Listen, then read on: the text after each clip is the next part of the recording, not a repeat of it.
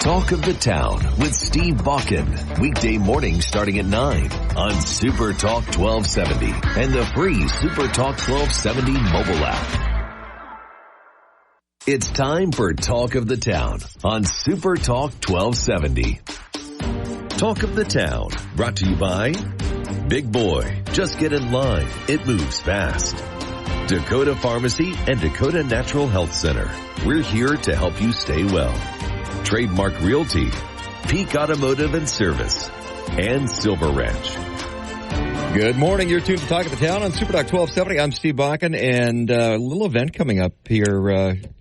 Right around the corner. It's I know we're not to Christmas yet. We're not to New Year's, but we have to start talking about things in January, things in the new year. And one of the things that's coming up, Winter White Party. And joining us in the studio, it's a big fundraiser for Tracy Sanctuary House. Kelsey Zotnick and Deidre Hillman joining us. Good morning. Good morning. Good morning. So I want to start a little back because Tracy Sanctuary House started out and does some wonderful things. And for those that may not know, I want to give a little background on what Tracy Sanctuary House does. Yeah.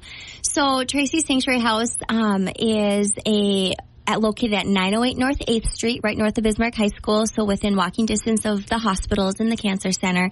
What we do is we house families who have a loved one in the hospital or them themselves are doing chemo, dialysis, radiation, any type of outpatient procedures or anything like that. So I kind of coined the phrase of it. We're kind of like a medical Airbnb. So we provide a full service home for those families and loved ones that can stay close to their family while they are away from home. So we service a lot of individuals from the western part of North Dakota down to South Dakota into Montana, but we have people from all over the country who come to either visit their family member in the hospital unexpectedly or are traveling through and an accident happens and they stay at Tracy Sanctuary House.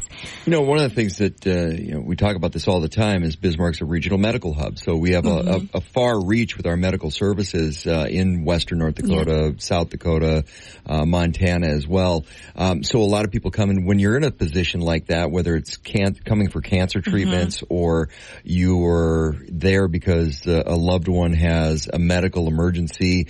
That needs to be your focus. Yes. It's like, oh crap, I need to make a reservation at a hotel, figure out where I'm staying, or all of that stuff needs to get put on the side when you have a medical emergency. And hotels are expensive nowadays. I mean, they're over $100, and even the medical rate at some of the local hotels are like $90 to $100. Well, not everyone has ample savings. Thank you that they do have a medical rate, though, because they realize that, how important the medical community is in the community. But some people, you just had a tragic accident or there's something going on, and that needs to take your focus. And quite often with catastrophic medical, that's a big financial piece of that focus as well. So just taking a little burden off with the ability to help house somebody, that's huge. And so how it works is if it's in a medical emergency or ICU or something that happens unexpected, we ask for a $25 night donation, but it's not required. The only thing that's required is a $50 key deposit, and then we work with them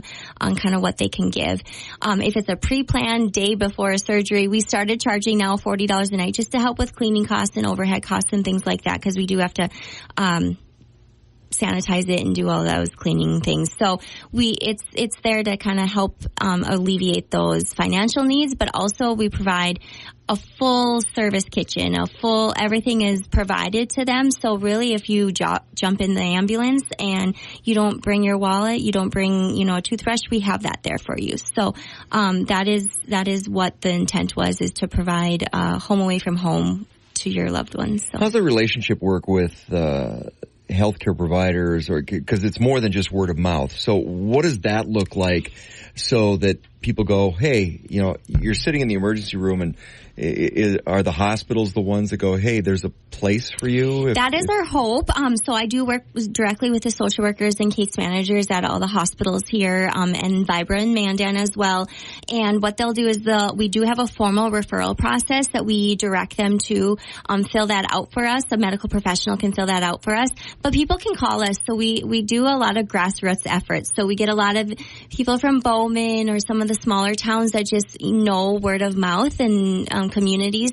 And so anyone can call us up, and then we kind of connect with that hospital or that clinic if they're doing kind of an outpatient situation. So, because it's not like you just go Google where can I stay in a medical emergency. No, you kind of have to have a little bit of a network in place for that. Exactly. And so the hospitals they are obviously strapped with employees and staffing, and so there's only so many social workers and so many people that can touch everyone. So we really rely on word of mouth and grassroots efforts and churches and people who know someone. Someone local will call and say, "Hey, my family member is coming up, and they are going to be doing chemo and radiation, and we thought about Tracy Sanctuary House." So things like this is really where we seem to touch a lot of the smaller communities who are listening to the radio, who are watching the news, things like that. So that is pretty much is how we spread our mission.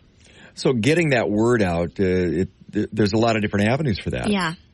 Whether it's the word of mouth, being on the radio right now, online presence. Social media has been huge. Yeah. So Facebook, we do have a huge Facebook following. Okay, I'm going to put this in the positive column. Yeah. It's usually pretty short when it comes to social media, but yes. I'll put that in the positive column. It has helped us because people do find us that way. They're using social media as a Google as well. Like they're, looking for housing, and we do show up a lot of times in the nonprofit sections, and so that's where we're most active. You can see, the volunteers that we're doing, the donations we're receiving, the events we're having, all on our Facebook page, and so we're pretty active that way, as well as like seeing photos of the homes, because people don't really know what to expect until they see our website or come to the home, and they're like, "Oh, I've been in the hospital for 2 weeks. I wish I would have been here for 2 weeks," but sometimes they just aren't aware, and the hospital can't touch everyone, and there's tons of traveling nurses and tons of locums and things like that don't know everything in our communities. So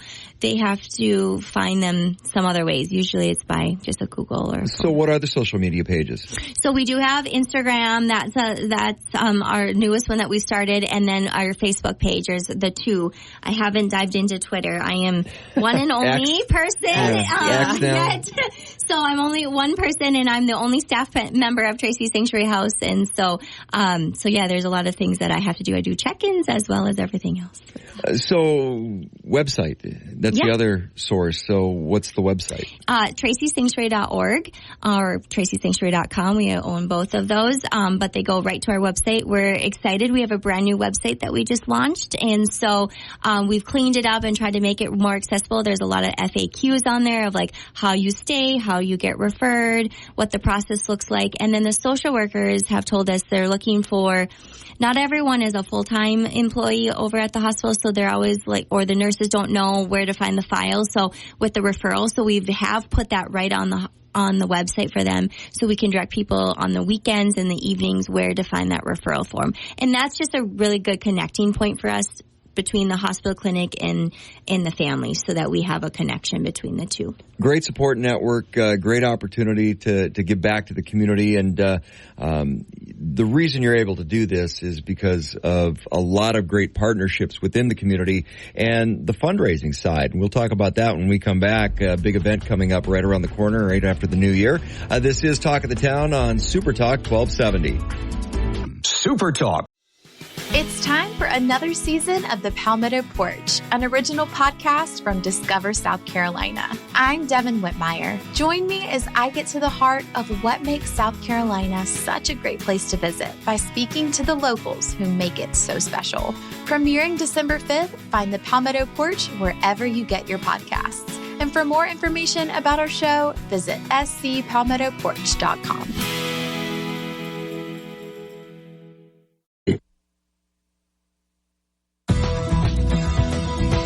Welcome back to Talk of the Town on Super Talk 1270.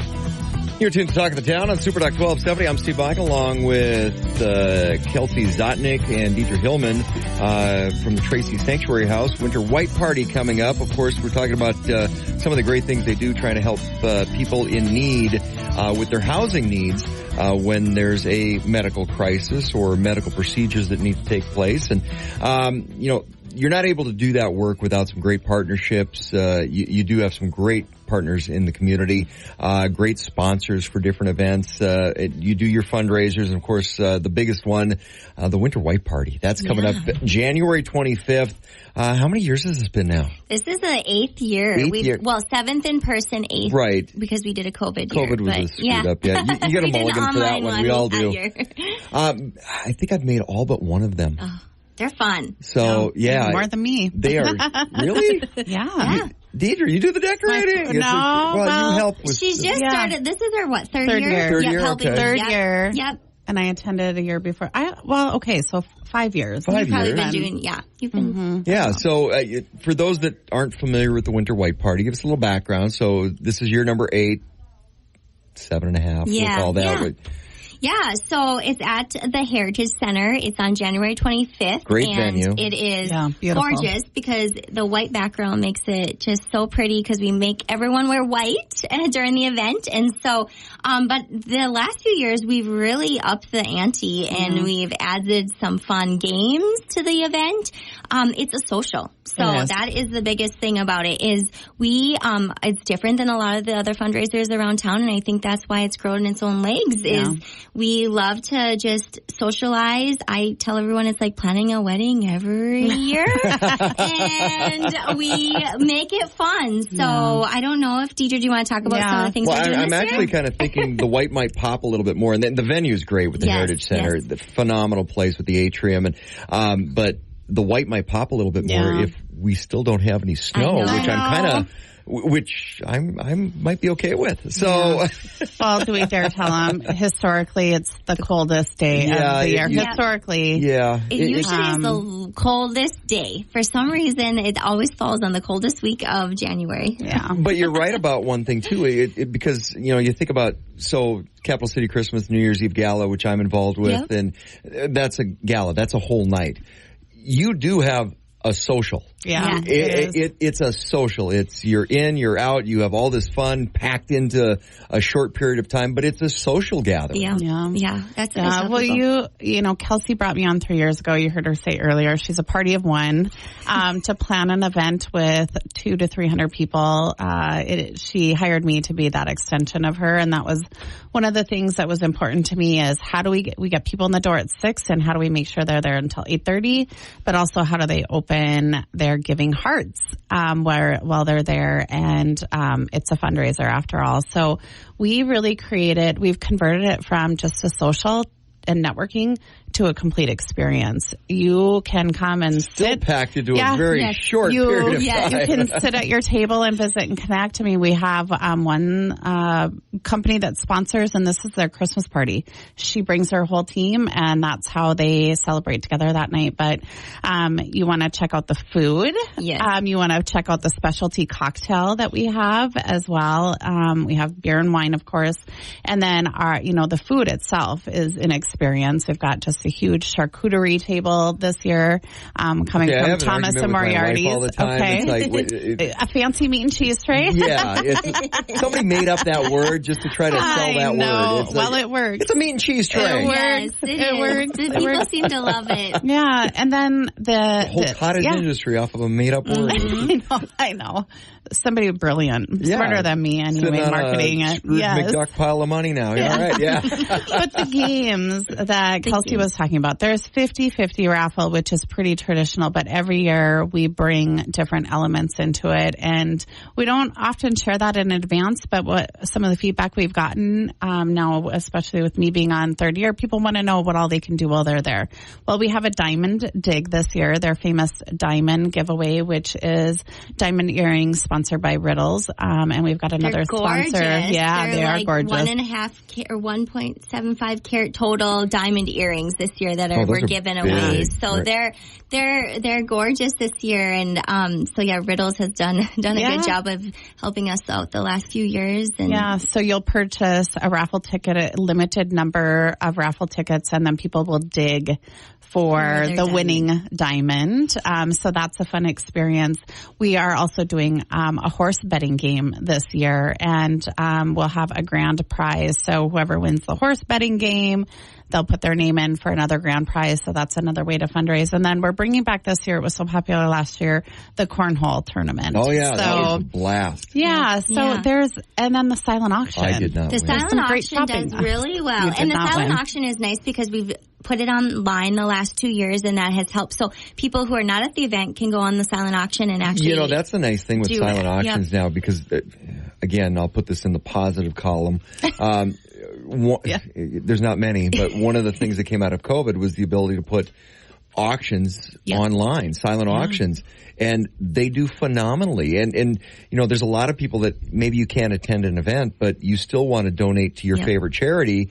And great way to participate online. Yeah, we saw a huge influx of adding it online, and then we open it up the week of the event, so prior to the event, and so people can go out and kind of check it out and start bidding, and that has really amplified the donations that come in. And so we partner with a lot of great donors that provide to those silent auctions, and last year we raised around $40,000 for Tracy Sanctuary House, and that is our goal this year. Again, it does cost us around $125,000 just to run Tracy's. That's, operations on top of just the mortgage and the utilities. And so this is our big fundraiser. That's the biggest dollars we raise for the year. And so we're pretty excited that we sell out the last 2 years. We've sold out 2 weeks in advance last year. So we're going to sell out this year. We're about half the tickets are already accounted for. And so you can buy your tickets on Eventbrite, and you can buy a puzzle piece. That is something we added last year that has really been cool. We made this big puzzle. We partnered with Bismarck Sign Co. and Hexahive and a couple different other partners to make this big puzzle. And you can actually buy a piece of the home. So $40 if you want to pay for 1 month of our lawn care services, or if you want to buy a month's supply of laundry detergent. We've kind of made it available to all different price points so that people can give at whatever they feel comfortable giving. And then we can kind of help with all those things that we have to do at Tracy's, because we do have a physical house, but we have all the needs that you would at your own home. One of the cool things, and like I said, I think I've been there every year but one, and not counting the COVID year, and I've watched this grow, and the addition of, hey, let's try this and let's try this. It's not the traditional, hey, let's just have a little fundraising party. It's got a life of its own now, and it just continues to get better and better and better every year. And the first year, I remember I was trying to give away tickets, and people were like, "Oh, white," and that was the big hang up. Yeah. And now I people don't have anything white. buy their They're white shopping stuff in August. Yeah. They're like, "I bought my white suit, and I can't wait to wear it." And I'm like, "Oh, we're talking about it in August now." So that's kind of cool. People are like really getting into the theme. But that's the other thing too is you can dress up to whatever level you want, as long as it's white. If you go and look at our photos, you'll see people wearing a white sweater and jeans, and other people wearing a white formal dresses. So January though, I do have one request: no white jeans for anybody. No white jeans after Labor Day. We're after Labor Day, never know. before Memorial Day, or I suppose for one night we could let it slide. We've right? had people white tuxes. Our MC is coming back from Fargo again. He's Patrick Kirby. He is a hoot. And so it's fun. And the photo booth. And then we'll have the photo booth. Famous photo booth will be there again. KZ photo booth is we got pictures coming on every year. Every year. I have friends who have them up on their counters. And so, yes, I think that's what people like. We've talked about changing it, putting it on a weekend, but that's hard for people, doing longer. But, everyone that we talk to says keep it as is. Yeah. It's just fun because they can come, 2.5 hours, support, and they can go home. Cocktail party. It's a social. There's a lot of people who go out afterwards, so the bars also get a crowd afterwards. They do.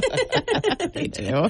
But I do love that part, is working with Kelsey as my client. She's willing to take risks. So every year we do add some different elements, and it brings that surprise and builds that experience, and it's gets people in the door for the fundraiser. I just want people to have fun, because that's really all it's about. And obviously we want to raise money for Tracy's, but the goal is to have fun and have an event that people want to come to. And in turn, it has worked for us, and we've been able to kind of raise that bar every year. So.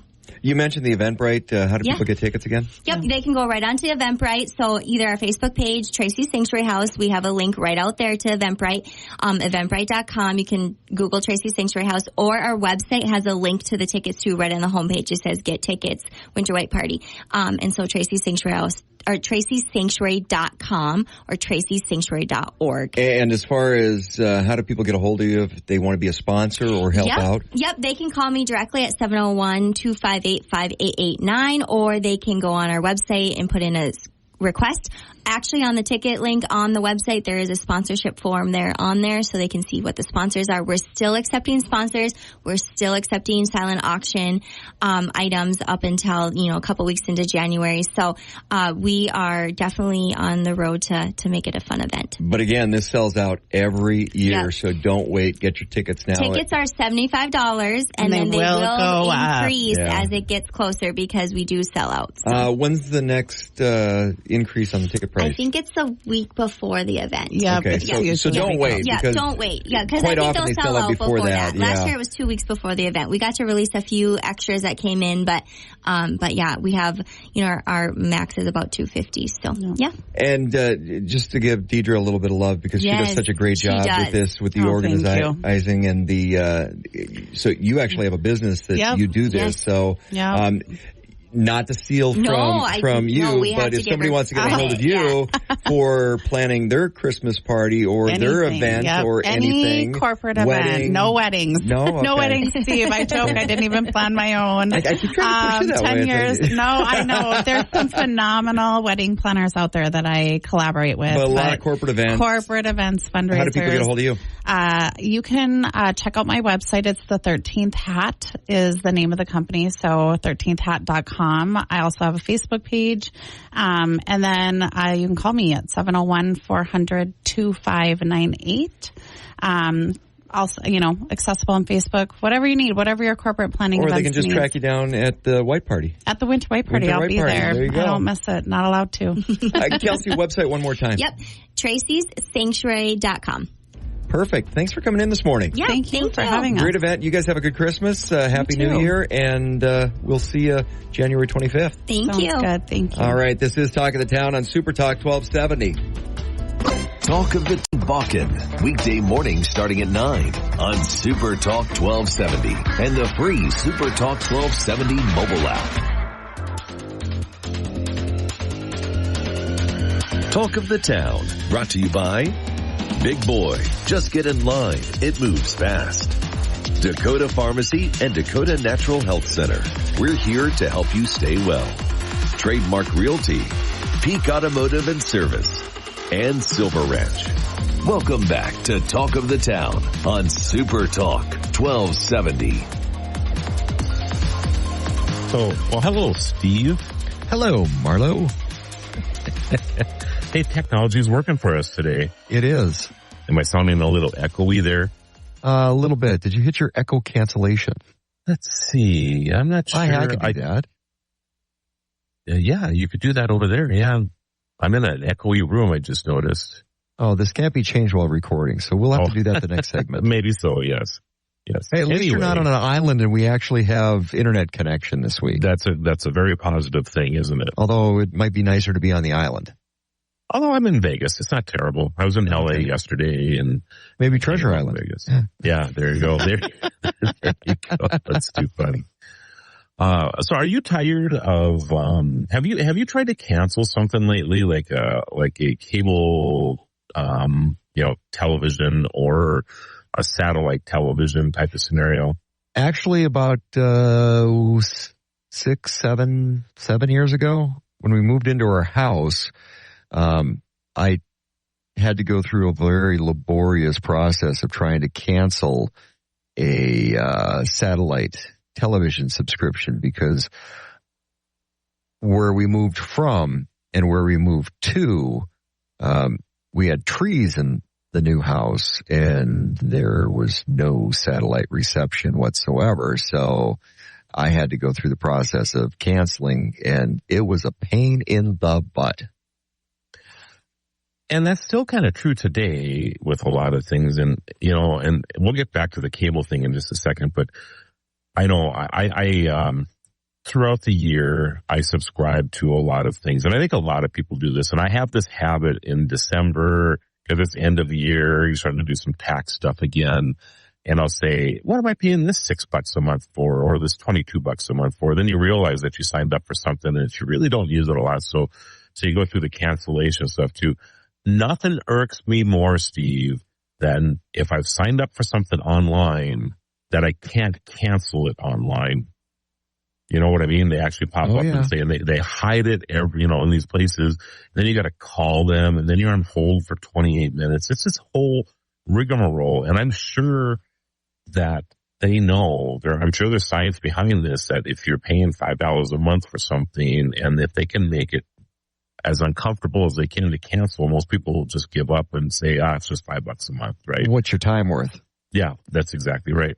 So that goes on a lot. Well, anyway, the FCC now, they're ruling on early termination of cable and satellite television, and that you can actually just walk away from those contracts. Really? So that's kind of interesting. It actually passed 3-2 in a subcommittee, and so it's moving forward. And this might just spell the end of these ridiculous fees that some of these companies try to put on you, or unable to get out of these contracts.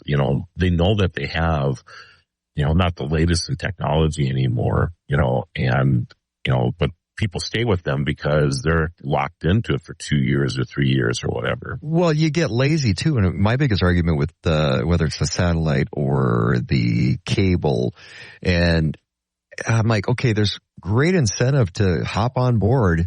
Where's the incentive to stay?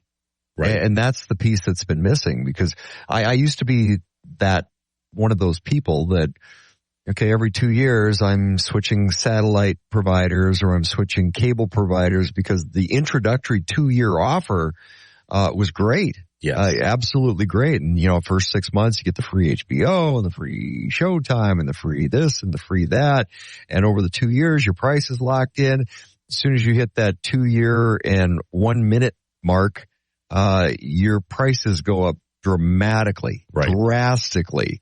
A lot of people, I was one of them, it's like every 2 years, it's like, okay, I'm leaving now. And they're like, why are you leaving? Because you're jacking my prices way up, because there's no incentive for me to stay. Yep. There's incentive for me to go somewhere else. Right.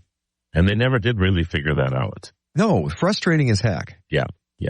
This because I would love to stay with a provider, but when you go from $69 a month to $229 a month, holy crap. And obviously the cell phone companies have figured this out, in advance of this. I won't say it's in advance of this ruling, but what they do, they know that people jump around a little bit. So what they do is they lock you in with the device instead. Mm-hmm. Have you bought a phone recently? No, I keep getting the offers that I'm due for an upgrade, but there's nothing wrong with my old phone. So I went in, I just upgraded to the Samsung 23, and they tried to talk me out of that because the 24 is coming out in February or something. And did you get the Ultra or did you get the FE? Yeah, of course. I like to take notes on my phone, so I always have the pen option. Tell you what, hold on to that thought, Marlo. When we come back, we're going to finish up, because I need a new phone. I really do. This is Talking It Down on a Tech Tuesday with Marlo Anderson, our guru of geek on Super Talk 1270. Super Talk. Welcome back to Talk of the Town on Super Talk 1270. But you can't just buy it outright anymore, unless you go someplace that sells the phone directly and you walk in with it, right? Really, the only way you can do it is on a monthly basis, and they'll give you like this crazy amount, like $800 or $1,000 for your old phone, and they give you the credit incrementally. So, they'll say, all right, your phone's going to cost you $25 or $28 a month over the course of 30 months. And then we're going to give you a $25 a month credit back towards that from the deal from your old phone. So in order for you to get the entire credit, you have to stay on this agreement for 30 months. But it's just a phone trade-in deal. It's not about the actual service. And that's the kind of thing that I'm getting to here, is that they have worked this loophole that they've figured out where they can still keep people on their programs for a long period of time, because a lot of people after a year and a half, they'll look at that and go, well, I still got $500 worth of credit to go, but I don't want to switch from AT&T to T-Mobile, even though T-Mobile's got a little better deal going on for me right now. I still have this $500 I got to pay off. Or you know what I mean, because you have this trade-in value that they've given to you. I haven't explained myself well, have I? Sort of. Okay. Well, you don't want to walk away from the credit, and then if you do try to walk away, then okay, you have a bill due. You have a big bill due because you have to pay off the phone and I've device. Of course, I'm an early integrator with a lot of this stuff, so I've walked into my provider, and I'll have 5, 8, 10 months left on this thing, and I've had to pay that extra credit off so that I could get to the new phone. I've done that many times. You can get your provider as a sponsor of the Tech Ranch. Send me a new phone every week, please. Or Samsung. Yeah. So there's always workarounds, and I'm going to guess that our cable companies, our satellite providers are probably going to do the same thing now. If this ruling passes, that it won't be on the service they provide. It might be on some of the latest and greatest technology that they lock you into. Hey, sign up and we'll give you this for, $28 a month, but we'll give you $27 a month in credit for your old stuff when you trade that in, so that you can have the latest and greatest 400,000 channels instead of 100. But how does that work with a television set? People don't swap out TVs that often. No, and this is a challenge that you're going to have because, their technology is based on a box, right, that you hook up to your television. And now, I haven't watched cable in I don't know how long, because our Samsung televisions and our LG televisions in our house basically have their own type of cable already built into them. They have 1,000 channels of whatever. Samsung TV and I mean, I've been watching Storage Wars for the last 3 months now. Because there's the Storage Wars channel, 24/7 of Storage Wars. It's just What's hilarious. Your favorite deal? I think Daryl, when he bought that one unit for, I forget what he paid for, $13,000, but it was full of all these prints and whatever. He ended up with like $140,000, $150,000 worth of stuff out of it. Yeah, did pretty good on that deal. I'm waiting for the one that's like a really cool barn find by the storage unit, and hey, there's this classic car in there. Have you ever gone to an auction like that? No, I haven't. I've wanted to. It would be fun just to go. Well, knowing me, I would have to get in there and bid on something, right? You buy a bunch of units and if there was something with technology in there or something, I'd probably just buy. Well, it's a bigger version of the pallets you buy. That's exactly what I was getting to. I see something on a pallet. Not that I've bought a lot of these, but I'll see something like a laser tube or something, and it's like, oh, the laser tube is worth the whole pallet, so I'll buy the pallet and give away the rest of the stuff, right? How do you like those couple pairs of shoes I gave you that were odd sizes, by the way? What we're talking about is there's places you can go buy return items, from Amazon or other marketplaces that you buy online. Somebody returns something, doesn't go back into inventory, can't go back into inventory. So there's wholesale places where you can purchase these items. They'll bundle them up and throw a bunch of random things on a pallet, and people bid on the pallets. And KLXX AM, Mandan, Bismarck, a Town Square media station, broadcasting from the View Community Credit Union studio. Now you can listen to Super Talk 1270 on Alexa. Hiya. Find out how at supertalk1270.com. Goodbye.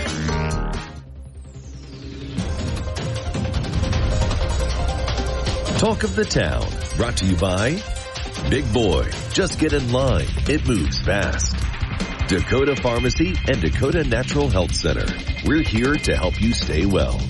Trademark Realty, Peak Automotive and Service, and Silver Ranch. Welcome back to Talk of the Town on Super Talk 1270. You're tuned to Talk of the Town on Super Talk 1270 on a Tech Tuesday. This is the Tech Ranch. I'm Steve Bakken along with Marlo Anderson, our guru of geek. So we're going to change topics a little bit. You told me something right before we started recording, Steve, about a new plant, energy producing plant that is a similar type, hasn't been built for 50 years. I need to know more about what's going on here. Well, okay, so there's a couple. Let's start first. So first of all, there's a fabric, and you and I and a group of people have been working on some nanotechnology with a nanofilm. So this is not a far stretch from going from nanofilm to a fabric that can extract up to 12.6 kilograms of uranium from, guess where? Coal. No. Ash. Seawater. Just what? Drop this fabric in the ocean and you can collect up to 12.6 kilograms of uranium from seawater per ton of fabric in 24 days. So less than a month, you can collect that much. Well, of course, what that uranium is fuel for nuclear power plants. So this is a different way without the extensive mining to collect the fuel for power plants, for nuclear power plants. So how much are they able to collect in 24 days? 24 days, 12.6 kilograms per ton of the fabric. So what this means is that 1 ton of fabric can produce 192 kilograms of uranium in a year. Now, to put that into perspective, the U.S. consumes about 17,500 tons of natural uranium per year. So if you do the math, the U.S. could meet its uranium demand with only 91,260 tons of this fabric, which can be reused over and over and over again. So it's like throwing a fishing net out that you catch fish today and then you catch fish tomorrow. You can catch uranium. I'm kind of thinking of it in terms of, whales with the baleen, the where they filter fish or right. plankton and things out. Kind of like that. You've got that filter system. So the fabric acts as a filter collecting the natural uranium. So basically it's an environmentally friendly process that would save the resources, costs, and ecosystem the impact of mining and milling and refining uranium ore as the process returns concentrated natural uranium. Wow. So because of this, there's a move on now to actually build another plant, or is that in addition to? Well, we'll come back to that. So, okay. So 91,260 tons of fabric may seem like a lot, but it's less than a quarter of the amount of fabric that the U.S. uses for new T-shirts every year. And I know you're a big T-shirt guy. It's still a lot, though. It's still a lot, but which is about 400,000 tons. So seawater, and this I did not know, contains approximately 4.5 billion tons of uranium resources, which is nearly 1,000 times more abundant than land reserves. So there's more uranium floating by a lot naturally in the ocean, naturally occurring, than what we've got as far as stores on dry land that would be mined. So extracting nuclear fuel from seawater and using it in breeder reactors could provide us with a stable source of energy that would last for longer than the sun, making nuclear energy sustainable for longer than renewables. Wow. That is fascinating. Now, China is currently testing this uranium extraction method. They're using different fabrics in the South China Sea, about 7,212 square feet. It's just basically dangling down from a floating platform. Is there, this brings, so the very first question I have, there are other, many other rare minerals, whatever, gold, silver, whatever. Mm-hmm. Are these things floating around the ocean as well? And can this technology be used to harvest those? That's a great question, because I kind of went there myself. It's like, okay, well, what else can you harvest with the fabric? And you can't see the photo, but on the photo, of course, uranium, it's yellow, because in North Dakota we have yellow cake at the surface out in the Badlands, and people can go see and go, hey, what's that yellow stuff? Yeah, that's uranium. Kind of, yeah, okay. But on the fabric, in the medium, you see this yellow. It just naturally attracts the uranium. So what other mediums can you use in a fabric form like this to mine the ocean or filter or sift through the ocean and collect other rare earth elements? Because, of course, a lot of discussion on rare earths surrounding battery production and electric vehicles and electrification. And you and I have had this discussion that the mining involved, incredibly intensive, very impactful for the environment. But now there may be a filtration process, a passive system that would do the mining out of the ocean. Now, the question I've got is, are you disrupting the natural balance or equilibrium of salt water, of seawater, the oceans? Are you changing the makeup of the ocean? So, okay, that krill can't survive because there's not enough of this element, or, so what's the cascading effect? What are the unintended consequences of doing this, which needs to be fully vetted before anything like this should happen. But you talk about a passive, unimpactful, at least in theory, a way to mine some of these elements. It seems incredible. And it seems incredibly incredible. I think of a couple things. First of all, I wouldn't think that uranium, right off the top, you just think that, all right, this is harmful to any type of life. So maybe taking it out of the ocean might even have some beneficial, my guess would be your scenario with the Badlands, for example, that there's yellow cake at the bottom of the ocean somewhere too. And that's why it's all mixed up in there, right? It's just like oil. There's so much oil in our oceans as well because it's naturally occurring. It's just spewing oil all over the place. And, but this is interesting. And I would think that the same is true with many minerals. And just going back to the oil, if you think about, so most recently the BP platform explosion, and people think about all the oil that spewed into the Gulf of Mexico. Well, what people don't understand is that spill was a fraction over the duration of the entire spill, was a minute fraction of what is naturally occurring spread out across the entire floor of the Gulf of Mexico. So where it was impactful was it was a large discharge in one area specifically, and that's why you had the environmental damages to the coast. But in the bigger picture, in the grand scheme of things, it was a very small amount of oil that actually seeps up from the floor, from the seabed floor, that's naturally occurring. It's just, the difference is it's spread out over such a large area that you don't get those coastal impacts. Right. And I think some of these rigs, these offshore rigs, the reason that they place them where they're at is because they find fissures and oil is spewing from them. So they tap into that resource, and it slows that oil coming into the ocean naturally anyway. So, when you really think about that, we've actually done, the ocean a service, if you want to go that route or whatever, because you are capturing oil that was already going into the ocean. So when there's a spill, it's just a spill of what was naturally occurring anyway. Yeah, you're capturing that spill, basically. Yep. Because you're reducing some of the pressures. Exactly. And that's in my opinion, a kind of a cool thing. Good for the ecology.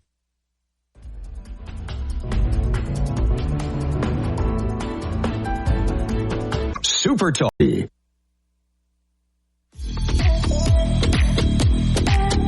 Welcome back to Talk of the Town on Super Talk 1270. You're tuned to Talk of the Town on Super Talk 1270. I'm Steve Bachman and Marlo Anderson, our guru of beef on the Tech Ranch on Tech Tuesday on Super Talk 1270. All right, so now we're collecting uranium out of the ocean in a most amazing way using fabric. So now we're going to take this uranium and do what with it, Steve?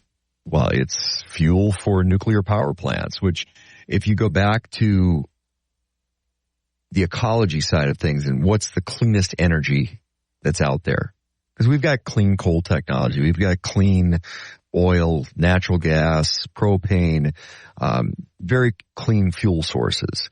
But there's a filtration process involved. Well, if you want to talk about the cleanest of them all, it's nuclear power. And Kairos Power has just received the go-ahead from the U.S. Nuclear Regulatory Commission to build its Hermes demonstration reactor at the Heritage Industrial Park in Oak Ridge, Tennessee, making it the first non-light water reactor approved for construction in the United States in more than 50 years. Now, if you go back to the history of nuclear reactors, there's a difference between light water and heavy water. So you think back to World War II, and there was a lot of onus put on not letting the Nazis get nuclear power or nuclear bomb, and you needed heavy water for that. So that's older technology. The light water is a little bit game changing because the heavy also has the heating constraints and different makeups. Light water, that gives you the ability to do these smaller little pocket reactors. Hey, we need more power in this part of the country, or we need more power for this city. That's what the light water does. It opens up a whole bunch of different applications for nuclear power. So how big of a plant is this going to be in, you said it was Tennessee? Tennessee. So it's 35 megawatt fluoride salt cooled high temperature reactor. Hermes is intended to demonstrate complete nuclear systems, advance Kairos's manufacturing capabilities for critical components, test the supply chain, and facilitate licensing certainty for the technology. The company expects Hermes to lead the development of a commercial scale, so that's going to be next, 140 megawatt EKPFHR reactor, which they're calling KPX.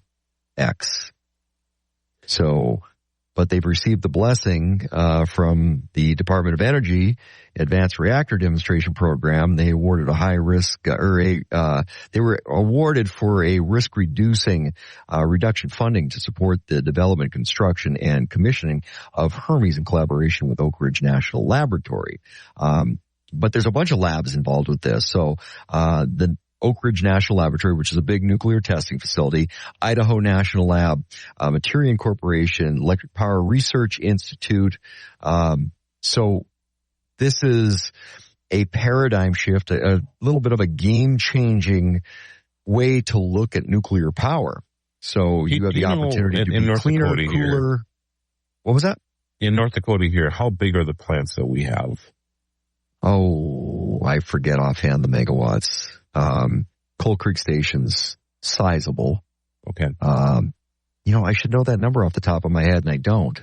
I'm actually surprised that you don't. So I just was curious in comparison to what we produce here, how this is going to look and the impact. So do they give you a number, for example, like how many homes are they going to be able to provide power to? No, they haven't done that yet because they're still in the research phase. Okay. But like I said, what it does is gives you opportunity to do the little pocket reactors. So you can put up a smaller reactor here and the fuel's going to go further. And it's game changing within the industry. So when you say a pocket reactor, what kind of size are we talking about here compared to a standard reactor that would be used for making electricity? Well, part of it behind the methodology behind this is instead of building this one giant nuclear reactor to power 100,000 homes, you don't, in the transmission lines and the infrastructure and the costs that go along with that, instead of putting that somewhere and you've got this bigger potential for if there's a meltdown, it's a bigger issue, to this smaller reactor, which is more encapsulated, more enclosed, more safe, and we can put it a couple miles away from where we need the power. So you're saving all the infrastructure costs. Right. So it kind of goes back to when the electricity was first being put into towns, right? Where the town itself would have a steam plant. and the steam plant would, and I'm just picking on our neck of the woods here, but the steam plant would produce electricity for the town. And then, in the wintertime, it would also provide steam, for heat in many of the buildings, in the downtown sectors or what have you. So it kind of is going back to that in a way where it becomes very, democratized, I guess you could say, where these smaller or large communities can provide for the people who live in their communities. I think it's kind of cool. Well, the bigger picture of this, think of what it does to the grid, because we have a lot of conversations about stabilizing the grid, all this electric technology, and, even a smart home. How much electricity does a smart home add to consumption of electricity off of the grid? And the grid is the unstabilizing factor in this. That's the scary part of the equation. So now talk about grid security. Yeah, exactly. You don't have to worry stabilizing. Yeah. If there was a terrorist attack in Texas, for example, and all of a sudden we don't have power in Minnesota or North Dakota or Oregon, because that impacts, it really does. It impacts a lot of states around it, if not the whole country. Yeah. Now you have the ability to go, okay, we're just going to take that off for a little bit, fix whatever's wrong, and you're not impacting, take a look at North Dakota when they had the snowstorms and things with the wind power that failed down in Texas. Right. And we had rolling brownouts in North Dakota, even though Texas is on its own little grid, but the impacts were felt up here. Exactly. You wouldn't feel those impacts cascading across the entirety of the grid or across the entire country. And by the way, Coal Creek Station produces. There's been talked a lot about with with solar and wind as well, where you would have a very, very large solar field, outside of town that then would supply energy just for that specific town. It's almost specific use type of scenarios.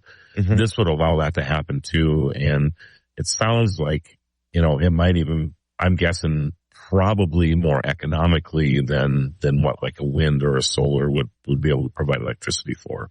Well, and think of the infrastructure costs that you're saving with those power lines that run for hundreds and hundreds of miles. Exactly. I mean, that's expensive. And then the maintenance of those lines and so very, very interesting.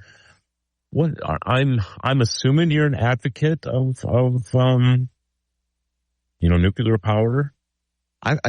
That's the only one we're missing in North Dakota. I want a nuclear power plant over in the Red River Valley producing energy. Great place to put one. So do you think people still there's a little fear factor with that? Yeah, but I think the fear factor is off of this massive nuclear power plant just down the road, because people think of Chernobyl and Love Canal, and, the scalability matters. Look at, take a look at a ship. That's small reactor technology. Right.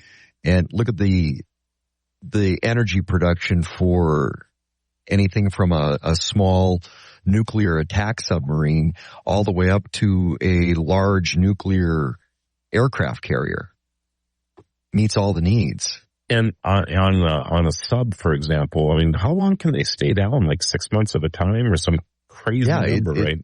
Basically infinite. I mean, they're recycling all the oxygen, they're recycling all the water, they're recycling everything in that small little area. So they can stay down as long as they need to stay down. That's just incredible without having to come back up for fuel. It really is incredible when you think about it. So the nuclear side of things, the energy, the fuel was the limiting factor, because the fuel, the energy produced, gives the ability to recycle the water, recycle the oxygen, recycle everything, because you need energy for all that. By the way, Coal Creek Station produces 1,151 megawatts of electricity. Okay. So per hour. Oh, wow. That's impressive. Just saying it. So this new technology then with capturing uranium in seawater, is there a process, and I'm only asking you this, Steve, because I don't know much about the process of making electricity. I mean, I understand the nuclear process of this, but the uranium itself, is there a process that the uranium has to go through to get ready for being used in a nuclear plant, or can they just use it? Can they drop a little bit of powder? There's a lot of processing that goes into that uranium ore to get it ready, because you have to, first of all, you have to stabilize it. So you process it, refine it, purify it, and then stabilize it within, so you have rods. Think of it as kind of a battery, but for simplification purposes, it's a rod. I'm familiar with nuclear rods, yeah. Yeah, so you have to have a stable material in that. Okay. So you wouldn't be able to, grab it from the ocean, and if you're a nuclear aircraft carrier, grab it from the ocean and then actually use it on board. There's still another process that has to go through. Right, you have to refine the ore. Okay. It's kind of like going and picking up yellow cake and throwing it in your flux capacitor. It's not going to work. You knew that's where I was going, right? Yeah, I know. You're right, but you could. At some point, I suppose if you have the facility, an aircraft carrier is large, right? You could probably have a facility to process the ore on board. I suppose it's possible. Yeah, I don't know why you couldn't. Although I wouldn't want to be the sailor that gets stuck at sea for that long. That would be, yeah. The half-life of your job might not be so good either. So that's all interesting. For 500,000 years. All right, go. Yeah. You said that's how long. But think about that. Over. Yeah. But think about that though. So you have the ability to outlive the sun. So think about nuclear reactors as a viable fuel source for space exploration. Yeah. Screw the dilithium crystals. Exactly. So I have another topic, I guess. Do you have anything else you want to talk about as far as No, I was reading those articles and we talk about energy a lot, and from a nuclear has taken kind of a pause because it kind of went through World War II and then got into the fuel for the Navy, most notably. Right. And then power generation, and then a few foibles. And then it kind of took a pause, didn't get a lot of talk, not a lot of advancement in the technology. So advancing nuclear technology at these scales, that is potentially game changing, because it's kind of like it just paused. It was, okay, it is what it is, and that was it. But now the ability to innovate within the nuclear world, Spacely Sprockets coming up next. Well, we certainly have to do something. We are not keeping up with electrical production. We're using more and more all the time again. And we had a little bit of a period here when the convergence of LED lights came on board, but that's pretty much over. Pretty much everybody now has moved to LED lights. And that was significant because if you ever look at the chart of electrical usage in this country and around the world, it was on an upward spike. It was just like this, like mountainous type of thing, just up the side of a mountain. Every year we're using more and more electricity. And then about 2014, 2015, it kind of leveled off a little bit. And that's because people started to switch to LED lights. That's how big of a deal LED lights were. But now we're if you think about the LED lights too, it's kind of it's something you don't think about. It's a passive energy use. Right. Everybody just flips the switch. I do have a question though. Your house. Yeah. Do you have LED Christmas lights now, or do you still have the old bulbs? Yeah, all LED. Although I did put any up this year, so I'm being a little grinchy. So it doesn't matter. Bah humbug, you Grinch. But you're right. Even that scenario, you could only plug in 2 or 3 light strands per, per electrical socket because of the energy usage they would use. Now it's a whole different scenario because you have, I think I string 128 of them together, couldn't you? Oh, could you imagine what Clark Griswold could do today? That would be amazing, right? News for Bismarck Mandan. Super Talk 1270. Talk of the Town, brought to you by Big Boy. Just get in line. It moves fast. Dakota Pharmacy and Dakota Natural Health Center. We're here to help you stay well.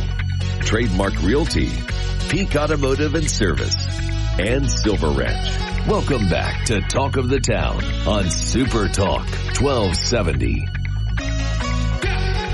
So we were talking about the cable bill, satellite bill scenario a little bit earlier and how you might be able to get out of those contracts. But the other thing that I find interesting is there's been a big move on the last couple of years to cut the cable, right? Especially when Roku started to become a thing and streaming television shows became a thing. And it was actually a cost saving measure that you could do. You could cut the cable, and then go to these streaming platforms to watch content. But it's not cost savings anymore, is it, Steve? No, not at all. It's amazing how the industry has adapted.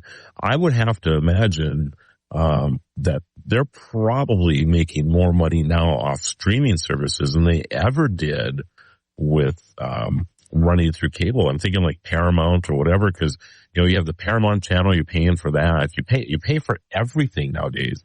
And if you don't pay for it, and this is what's really exciting to me, is that what used to be maybe a 15-second commercial, sometimes like if you watch YouTube TV on your television or Hulu or whatever, now the ad segments are about as bad as they used to be when you were watching general television. So it's like watching TV all over again. And like in the old days, turn on channel 13 and your 22-minute, and this is the thing I used to talk, and you and I talked about this a lot too. You could watch Seinfeld, for example, in 22 minutes. You could get, instead of 2 episodes in a half or in an hour, you could basically get almost 3 done in an hour because you got rid of the commercials. And you can still do that. But if you're on any of the free platforms watching that, you're right back to 2 episodes an hour.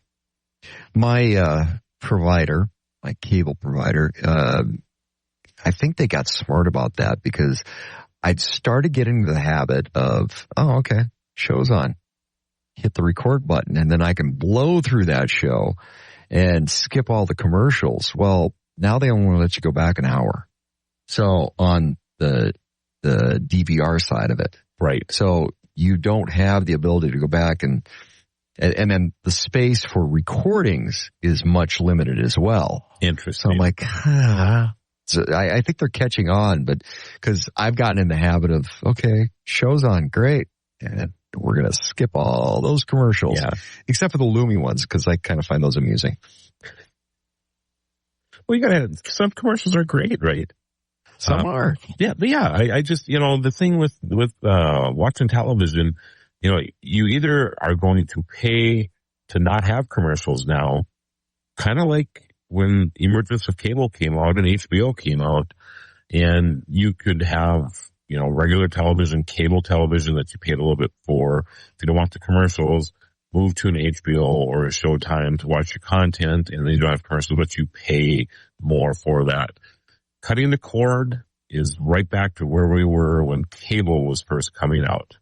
And they figured it out, and now we're paying for basically every channel that you watch. It's not like, and I'm starting to see this, by the way, now too. Didn't I see that was it HBO and Hulu they're starting to bundle themselves, kind of like how cable companies used to bundle themselves too. You would go in and for $79.99, you'd get this, and this, and now they're actually doing this on streaming platforms. It's hilarious. Yeah, you can get Stars and Encore and Cinemax and this bundle for one set price. Right. The one thing I wonder about that though too is if you're going to start bundling all this stuff, then at what point are these bundling relationships going to start turning into, well, let's just buy that company we're bundling with or that network we're bundling with, because financially it makes more sense. And then now you're limiting what is out there for content. Well, it's the whole scenario of cable all over again. It is. It's just it truly different reiteration of it. Yeah, it really is. It's just kind of interesting to watch this taking place. And I was on the forefront of cutting the cable. I mean, I've always loved the streaming options, and I was very early integrator to it. And even in the days when, caching, you'd be watching something or whatever, and then it would have to start to cache and it'd slow down for a little bit or stop or what have you. But it's just interesting to watch. And, there's this big article on, in The Verge on YouTube. YouTube will have fewer ad breaks on their YouTube TV scenario. So if you watch YouTube on television, which a lot of people do when they have YouTube TV now and all this stuff, right? They're going to show less commercials now, but they're longer breaks. So, if you watch YouTube, it's always like after 2 or 3 minutes, you get like a 15-second commercial. It was driving everybody nuts. What they're doing now is they're going to the basic standard television format of you're going to watch for a little while, and then you're going to get longer commercial breaks. Bathroom breaks again. Isn't that exciting? Breaks is what they are. Go up and get some popcorn, Exactly. Grab a snack. So I don't know. How do you feel about that? I don't do a lot of streaming anyway so going back to you're going to have longer commercial breaks, which is back to original TV. But the part of the streaming that I don't buy into is, you're just going to sit down and grab something randomly and watch. No, you're going to put time into finding a program, watching trailers, checking out movies. It's like, 40 minutes and I haven't started a show. I'm going to bed now. I don't have the time to put in time for the sake of putting in time to figure out what I'm going to watch, right? What I'm going to spend my time on. I just, that aspect of for me is, I'll pop TV on it, and this is part of the reason I just can't cut the cord is it's just background. It's stuff in the background. Right. And if you think about it, if you have network programming and network shows you want to watch, as soon as they air, they're up on the network website. That's true. There's a little bit of a delay, but they're up there, because and that's for the commercial side of things, because they want to get more value to watching it live, because they want their advertiser dollars to remain up versus, I can watch it in almost real time or an hour later by just going to the network website. Take The Voice. My wife will never miss an episode of The Voice. I have to record them all, but she could watch it online. But it's extra work. Right, exactly. So there's the convenience factor of it as well, right? But of course, I have to record it for her. This is Talk of the Town. I'm Steve Bachman with Marlo Anderson, our guru of geek on Super Talk 1270. Super Talk 1270. What's the last full movie you watched? Old Dads. Oh, how was it? On Netflix. I laughed my butt off. It's hilarious. A little tongue-in-cheek spoof about elderly fatherhood, about Southern California culture, wokeism. I laughed my butt off. It was hilarious. It's all while poking fun, tongue-in-cheek into a lot of societal norms. I love that movie. I'll have to watch that. Who's in that? A minor comedian and kind of some B actors. But it's put together well. If you take it as a little irreverent, it's hilarious. Old Dads. You're tuned to Talk of the Town on Super Talk 1270. I'm Steve Bachman along with Marlo Anderson, our guru of geek. We've been talking about streaming today and a lot of other topics. Don't forget you can catch the Tech Ranch Saturday mornings, or Saturday afternoons actually, 1 until 4 on Super Talk 1270. I'm Steve Bachman for Marlo Anderson. This has been Talk of the Town. We'll see you tomorrow on a Wattage Wednesday. KLXX AM, Mandan, Bismarck, a Town Square media station, broadcasting from the View Community Credit Union Studio. When you make decisions for your company, you look for the no-brainers. If you have a lot of mailing to do, Stamps.com is the ultimate no-brainer. Use the Stamps.com mobile app to mail everything you need to keep your business running with up to 89% off USPS and UPS. Make the same no-brainer decision as over 1 million other businesses with Stamps.com. Use code PROGRAM for a special offer. That's Stamps.com, code PROGRAM.